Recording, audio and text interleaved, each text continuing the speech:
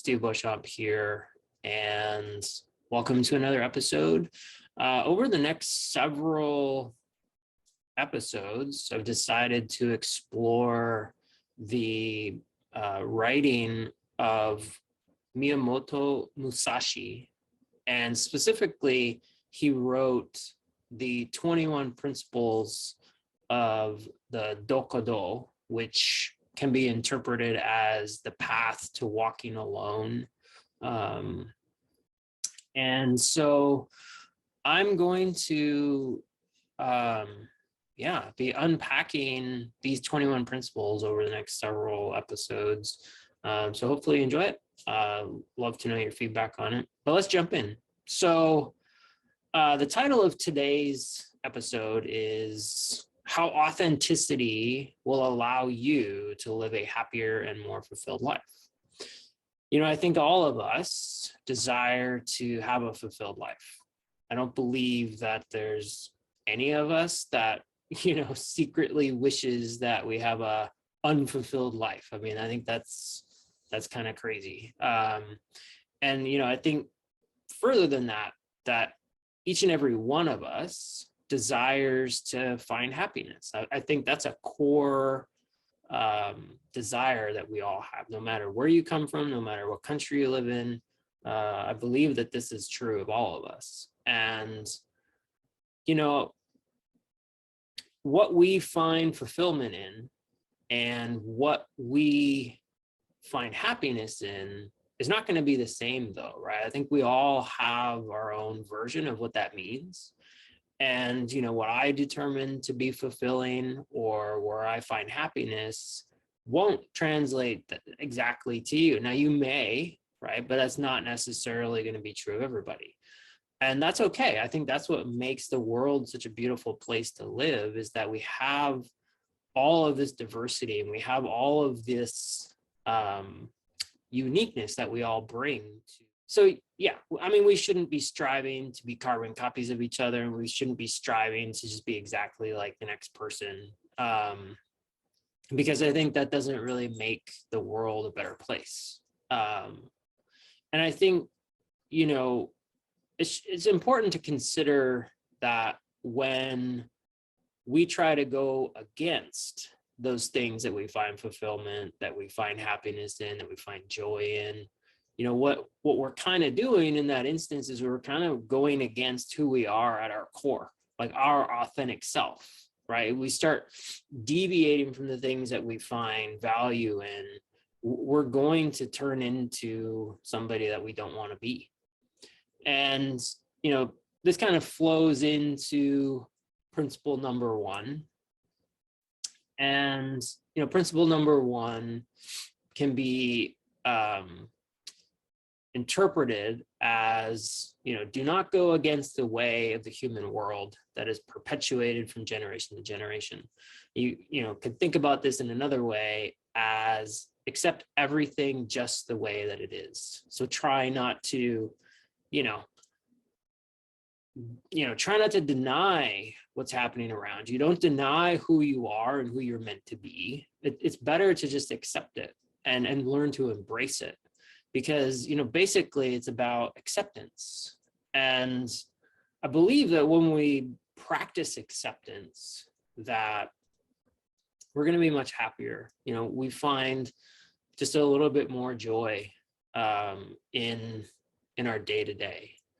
And the reality that I've found, because I used to try and live my life in a way that I wasn't embracing my authentic self, and I became somebody that I just didn't recognize, somebody that I didn't really like. I tried to look in the mirror and I had a really hard time looking myself in the eyes. Like, I don't know if you've ever had that happen to you. Maybe I'm the only one, but I used to have a really hard time looking directly at myself for any more than like a split second. And that was because I didn't like who I saw. Like, I didn't like the person that I saw in the mirror.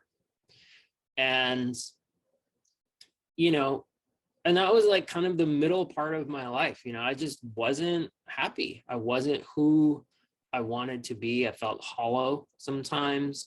And, I wasn't allowing myself to experience the things that would bring me happiness. I wasn't allowing myself to, just find things in my life that were bringing me joy. And that's nobody's fault but mine. Like, I'm not blaming anybody at all. This is completely on me that I didn't do that for myself. And so,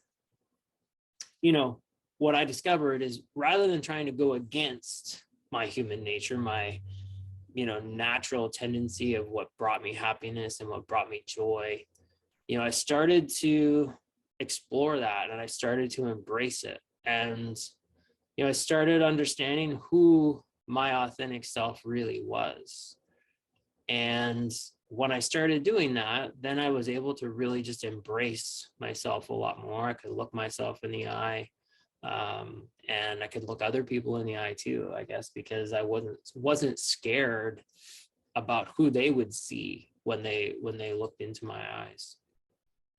So, how can you make, a step toward like really embracing that authentic self? Well, I can tell you what I did.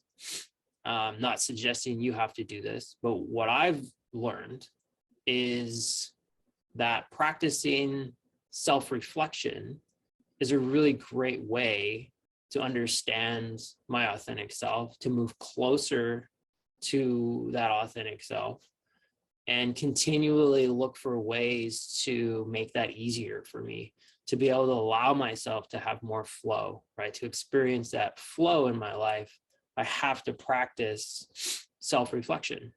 And it's basically like looking inside myself and asking myself the question, like, am I embracing my surroundings? Am I embracing my authentic self?